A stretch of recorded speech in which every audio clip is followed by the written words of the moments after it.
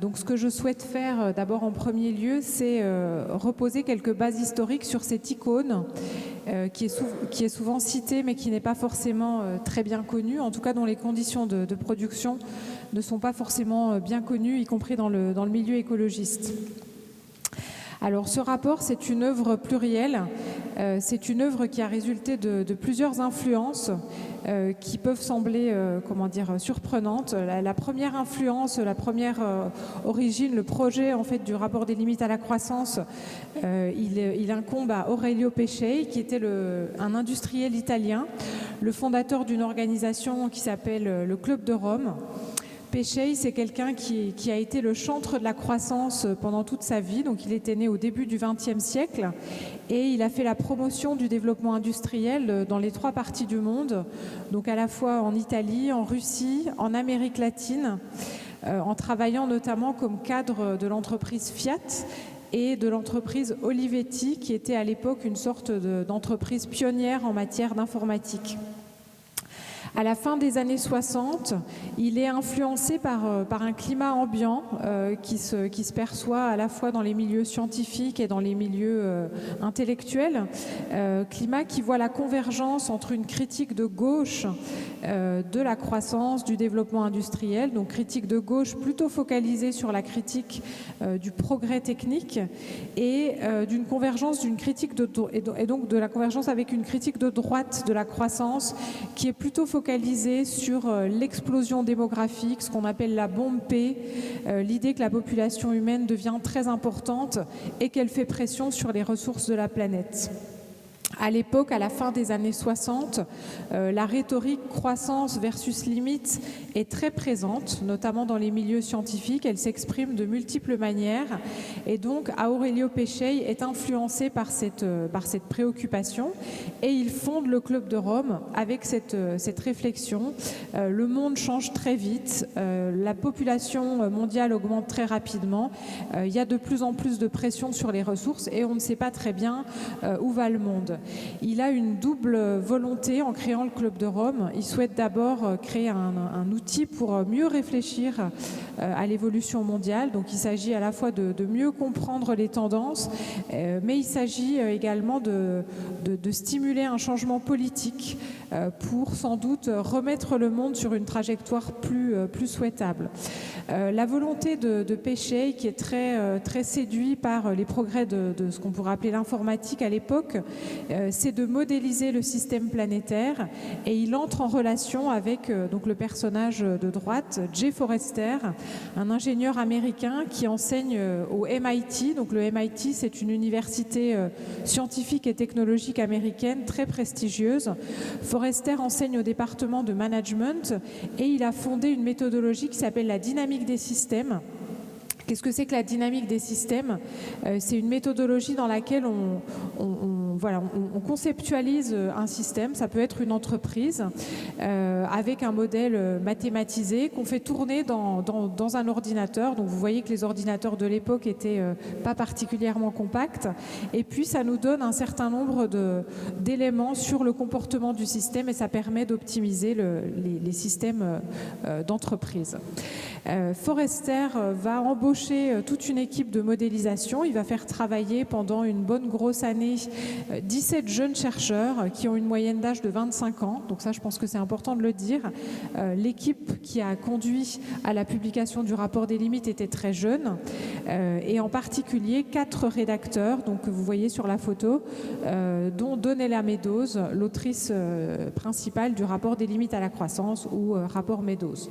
À l'époque, le projet est assumé par le comité exécutif du Club de Rome, qui est pourtant une organisation formée par des industriels et puis des représentants d'institutions comme l'OCDE. Ça peut sembler paradoxal, mais c'est ce qui se passe.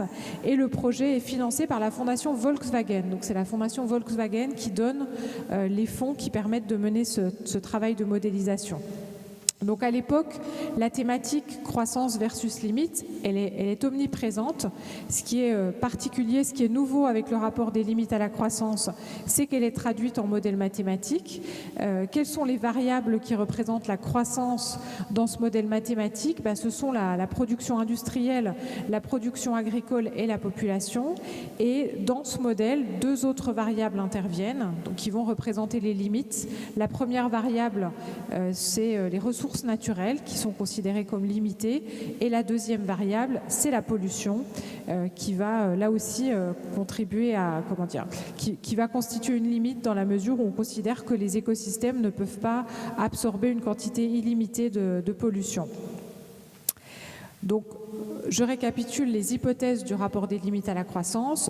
Par défaut, les variables, c'est-à-dire pollution et production, croissent de manière exponentielle, mais le cadre est fini et il existe des retards dans la prise en compte des effets de la croissance. Qu'est-ce que ça veut dire? Ça veut dire que si une ressource s'épuise, par exemple, on ne s'en rend pas compte tout de suite. Il y a un certain délai. De même, si la pollution commence à augmenter, il y a un certain délai. Et c'est ça qui fait que le système ne va pas s'ajuster simplement aux limites, mais va déborder avant de s'effondrer, à moins qu'on ne décide de stabiliser délibérément la population et la production industrielle. Donc c'est un rapport qui est publié très vite. Il est publié très vite parce que Péchet a un sentiment d'urgence. Il est convaincu qu'il faut publier un rapport qui va donner du sérieux en fait à la notion de crise globale. Et il est convaincu que sans attendre, sans même attendre la publication d'un rapport technique, il va falloir jeter un pavé dans la mare politique, institutionnelle et industrielle. Qu'est-ce que le rapport des limites à la croissance? Essentiellement, c'est une série de simulations, donc je vous en présente quelques-unes ici, avec ces fameux graphiques qui ont donné beaucoup de publicité à ce rapport des limites à la croissance. Donc on a principalement 3 séries de simulations. La première série, ce sont les simulations qu'on dit business as usual, c'est-à-dire ce qui va se passer en fait si les tendances se poursuivent. Donc on a un débordement suivi d'un effondrement. On a une deuxième série de scénarios qui correspondent à des hypothèses de progrès technologique, y compris de progrès très importants. L'idée, par exemple, qu'on pourrait recycler entièrement les ressources, ou l'idée qu'on pourrait produire sans polluer du tout. On se rend compte que même avec ces scénarios, en fait, on n'arrive pas à éviter un effondrement du système. Et puis, on a une troisième série de scénarios qui correspondent à une stabilisation délibérée à la fois de la population et de la production à l'échelle mondiale. La vocation du rapport, ça n'est pas de donner des projections datées, c'est pas du tout ce que prétendent faire les auteurs, c'est vraiment de montrer des types de comportements sous un certain faisceau d'hypothèses. Il n'y a pas non plus de dimension sociale dans ce rapport, puisque c'est un modèle entièrement globalisé, c'est-à-dire que chacune des variables est considérée à l'échelle de la planète, et c'est pas du tout anodin, c'est-à-dire qu'il y a une seule variable population, une seule variable production, une seule variable ressources. Il n'y a pas de proposition politique dans ce rapport. Voilà, en gros, à la fin, on nous dit il faut faire décroître la production et la population, sinon on va au-devant de grands problèmes. Mais on ne nous dit pas déjà ce qui est prioritaire, alors que c'est un enjeu de débat très important, savoir si c'est surtout la population qui est en cause ou si c'est surtout la production. On ne nous dit pas comment procéder, on ne parle pas d'inégalité. Il n'y a pas non plus de projection économique, puisqu'il n'y a aucun mécanisme économique qui est modélisé dans le système, dans le modèle planétaire, et donc on modélise uniquement des grandeurs matérielles. Alors assez paradoxalement, et c'est ce que je voulais mettre en avant dans cette intervention, on peut dire que ce rapport a fait le lit du développement durable, c'est ce que je vais essayer d'expliquer ici. Alors au tournant de 1970 aux États-Unis, donc le rapport est publié aux États-Unis et puis il est produit aux États-Unis. Au tournant de 1970, il y a un mouvement environnementaliste qui s'est développé, qui est devenu très, très important. Et c'est le 1er avril 1970 qui a lieu ce qui s'appelle le Jour de la Terre aux États-Unis. Et je voudrais vous citer l'édito du New York Times qui mentionne ce jour de la Terre. L'édito nous dit « Tout le monde est pour l'environnementalisme ». Les conservateurs étaient pour, les libéraux étaient pour, les démocrates et les républicains et les indépendants étaient pour, de même pour les branches exécutives et législatives du gouvernement. On nous parle même de l'entreprise Monsanto qui a fait de grandes déclarations en disant qu'elle allait réduire ses pollutions. Quelques mois plus tôt, dans le discours sur l'état de l'Union, le président Nixon a mentionné l'environnementalisme en l'évoquant comme le nouvel altruisme. Il évoque la nécessité de faire la paix avec la nature. Voilà, donc on a un sentiment de quelque chose de très consensuel.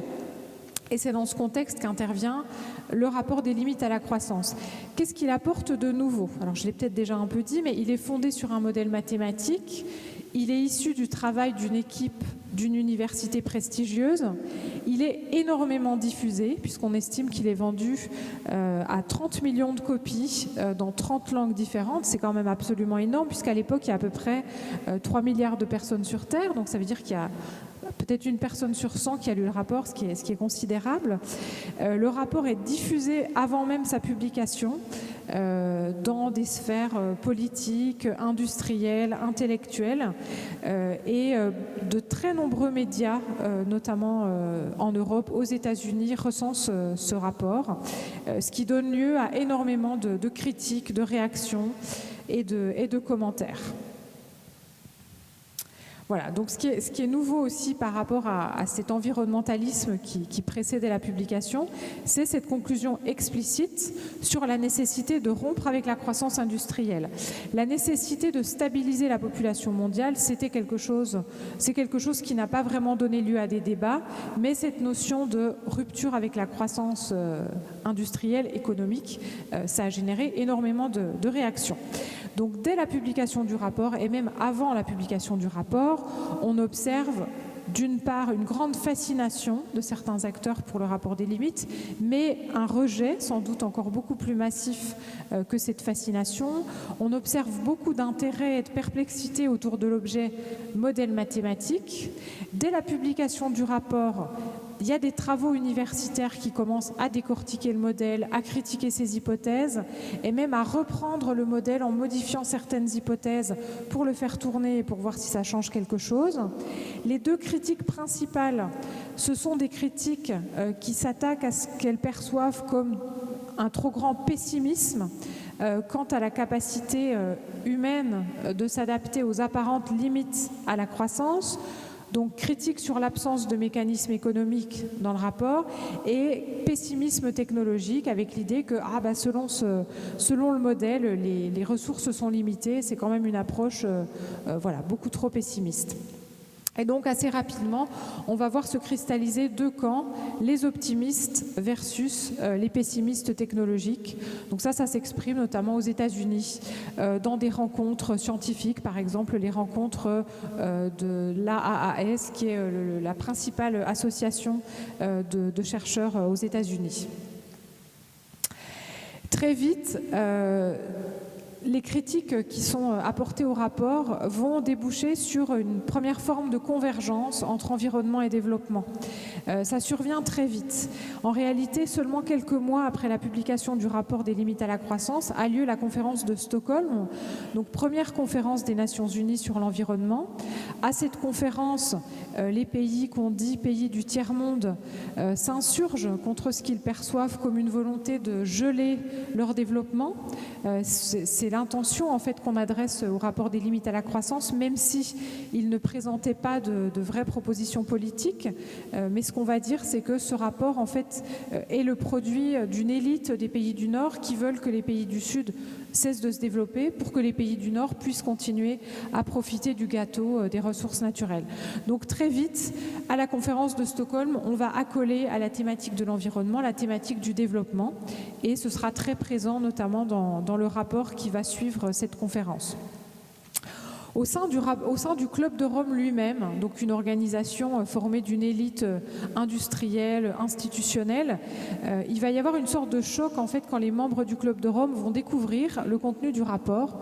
En fait, le contenu du rapport était pleinement assumé par le noyau fondateur du Club de Rome, qu'on appelle le comité exécutif, mais la plupart des membres du Club de Rome ont été très choqués de se rendre compte que leur propre organisation soutenait un rapport qui appelait à faire cesser la croissance.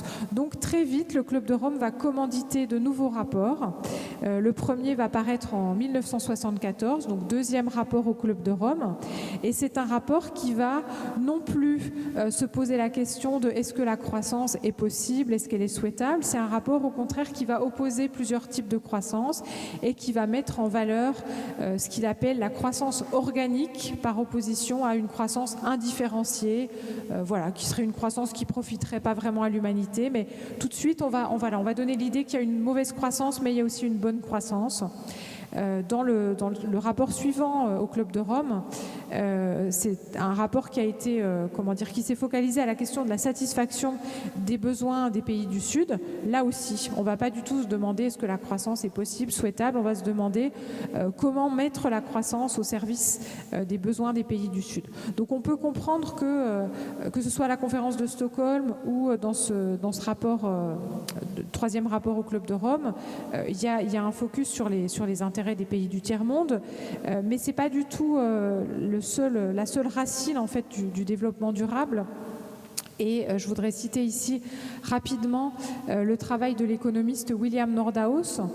C'est un économiste qui a soutenu la politique de l'administration Bush qui visait à ne pas intervenir en matière de climat, avec l'idée que ça n'était pas optimal du point de vue de la croissance économique d'agir sur les émissions de gaz à effet de serre.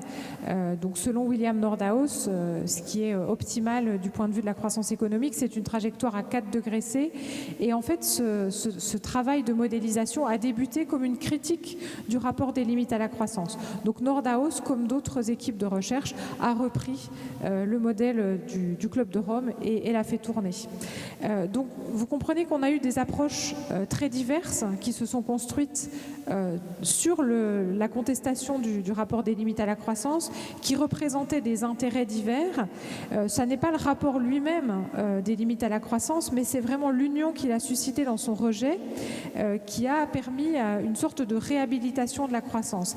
Et en fait, ce qui a changé, c'est que donc avant, on avait une sorte d'environnementalisme consensuel, mais après la publication du rapport des limites, en fait, on prétend qu'on a pris au sérieux la critique de la croissance.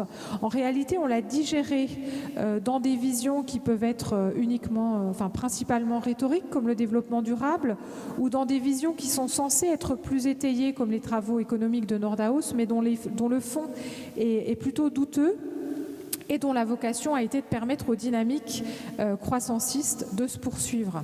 50 ans plus tard, on a fait le bilan sur le rapport des limites et on s'est rendu compte que non seulement on n'avait pas pris au sérieux les alertes du rapport, mais que la situation n'avait cessé de se dégrader. Puisqu'on est ici, je crois qu'on a envie de tirer quelques leçons de cette histoire que j'ai brossée très, très brièvement pour notre engagement décroissant.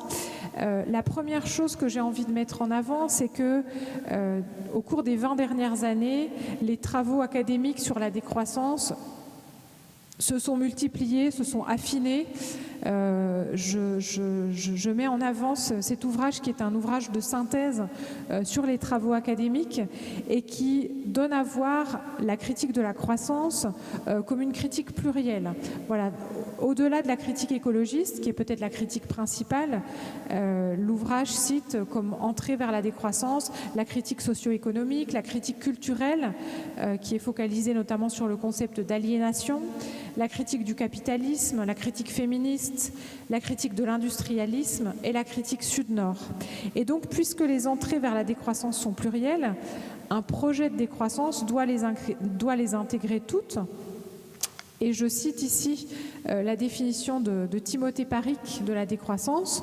Qu'est-ce que la décroissance ? Une réduction de la production et de la consommation pour alléger l'empreinte écologique. Donc là, on est dans les limites à la croissance. mais ça ne suffit pas.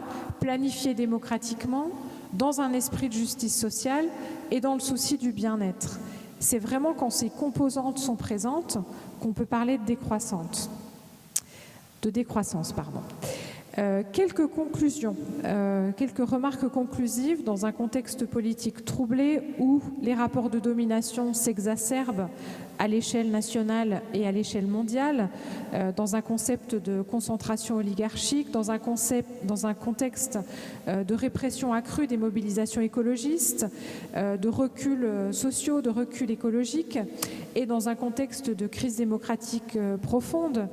Je crois qu'en creux d'un discours qui est fondé uniquement sur les limites à la croissance, ça rebondit avec la présentation que nous a proposée Fleur, il y a l'idée que la croissance serait au fond désirable. Voilà. On aimerait bien continuer comme ça, mais malheureusement, on ne peut pas. On se rend compte que c'est cette approche qui est au cœur, par exemple, des budgets carbone qui sont issus des conférences des partis. Et de beaucoup de discours autour de la transition énergétique, transition qui n'a pas lieu, qui n'existe pas, mais cette idée qu'il faudrait s'auto-limiter, mais que si on pouvait, on aimerait bien continuer à produire plus. Alors que la COP29 est en train de s'ouvrir et que plus personne, je pense, ne prend très au sérieux les enjeux de cette conférence des partis, puisque la plupart des articles médiatiques mettent en avant la présence des lobbies, bien plus que les enjeux politiques autour des négociations. Je crois que c'est important de se rendre compte que cette approche n'est pas opérante. Qu'est-ce qui me semble important de mettre en avant aujourd'hui dans une critique contre croissance et dans une réflexion autour de la décroissance? Premièrement, la question des intérêts. À qui profite la croissance? Ça n'est pas la croissance versus la décroissance, c'est la croissance pour quelques-uns versus un projet de décroissance qui bénéficierait au plus grand nombre.